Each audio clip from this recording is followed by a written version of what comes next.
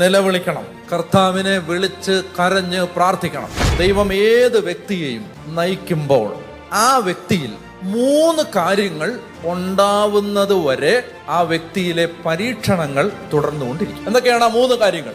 ഞാൻ പറയുന്നത് വെറുതെ എന്തിനാ ഈ അടി കിട്ടിയിട്ട് നന്നാവുന്നേ? അടി കിട്ടാതെ നന്നായിക്കൂടെ?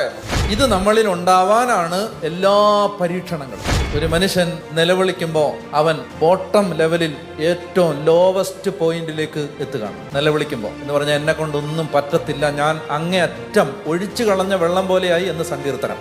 അവിടെ എത്തുന്നതിന്റെ തെളിവാണ് ഒരുത്തന്റെ നിസ്സഹായമായ നിലവിളി. എന്നെ കൊണ്ടൊന്നും നടക്കത്തില്ല എന്ന് അയാൾ പറയുന്ന പോയിന്റാണ് ആ ലോവസ്റ്റ് പോയിന്റ്. ജീവിതത്തിൽ ഏത് ദുശീലങ്ങളും മാറണമെങ്കിലും ഒരു പ്രാർത്ഥന ഇതാണ്: എന്നിൽ വസിക്കുന്ന പരിശുദ്ധാത്മാവേ, എൻ്റെ മുൻകോപത്തെ എടുത്ത് മാറ്റാൻ എന്നെ സഹായിക്കണം. നിന്റെ ശരീരത്തിൽ എൻ്റെ കുടുംബത്തിന് വേണ്ടതെല്ലാം ഉണ്ട്.